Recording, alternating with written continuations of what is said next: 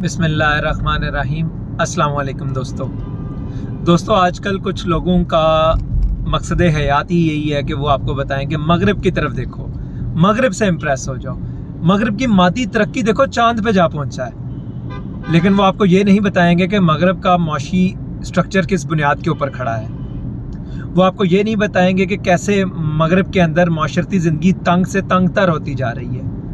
वो आपको ये नहीं बताएंगे कि अदालती ज़िंदगी के अंदर नाफिज करदा मसाइल का हल कहाँ से अखज़ किया जाता है।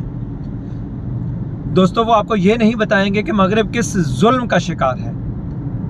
अल्लाह सुब्हानहू व तआला का कुरान सूरह माइदा की आयत में अल्लाह सुब्हानहू व तआला फरमाते हैं, वो लोग जो अल्लाह के अहकामात के खिलाफ हुक्म करते हैं वही जालिम है। भाइयों, हमें बताया जाता है मगरिब माशी माशरती और अदालती निज़ाम के अंदर नमूना है।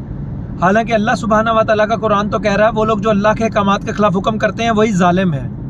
भाइयों, मगरिब के लोग एक जुल्म का शिकार हैं, एक माशी निज़ाम में भी जुल्म का शिकार है, माशरती निज़ाम में भी जुल्म का शिकार है, अदालती निज़ाम में भी जुल्म का शिकार है। उस जुल्म का नतीजा है कि बच्चे नर्सरीज में पलते हैं, मियाँ बीवी फैमिली स्ट्रक्चर बुरी तरह तबाह हो चुके हुए हैं, बूढ़े ओल्ड एज होम्स में पलते हैं। लेकिन हमें बताया जाता है मगरिब को आइडियल मानो।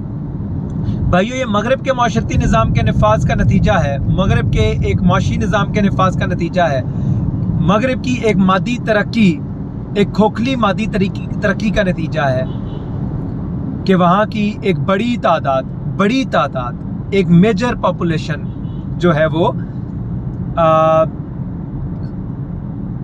आपके सामने है कि वो डिप्रेशन का शिकार है और हाइपरटेंशन को कंट्रोल करने की, डिप्रेशन को कंट्रोल करने की मेडिसिन लेती है।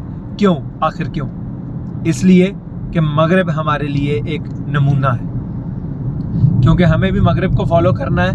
वो ये आपको नहीं बताते कि आप मगरिब को ही फॉलो कर रहे हैं, मगरिब को कॉपी पेस्ट कर रहे हैं, आप मगरिब का ही निज़ाम नाफिज कर रहे हैं, लेकिन आप नतीजा हासिल नहीं कर पा रहे। उसकी वजह यह है कि मगरिब का निज़ाम आपके अकीदे से क्लैश करता है। अगर मगरिब का निज़ाम भी मगरिब की तरह आपके अकीदे से क्लैश ना करता होता, आप वो अकीदा ऑप्ट कर लेते जो मगरिब का अकीदा है, जो फ्रीडम्स का अकीदा है, और निज़ाम को उससे अखज़ करते, तो आपके भी मसाइल हल हो जाते।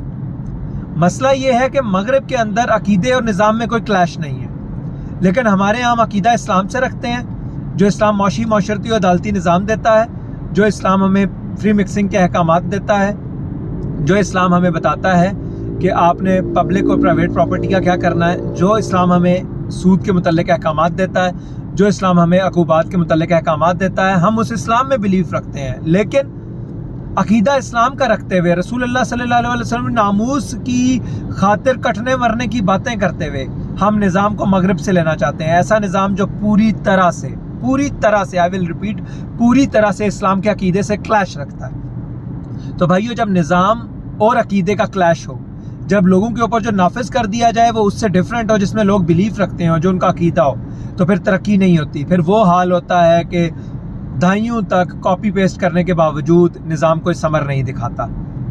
ये हमें ये नहीं बताते कि आपको या तो अकीदा छोड़ना पड़ेगा और अकीदे को निज़ाम से अलाइन करना पड़ेगा, या निज़ाम छोड़ना पड़ेगा और निज़ाम को अपने अकीदे से अलाइन करना पड़ेगा।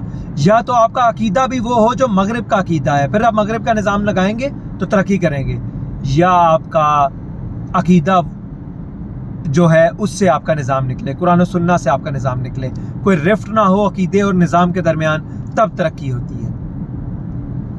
भाइयों, इस चीज़ को समझें कि हम अपना अकीदा नहीं छोड़ सकते।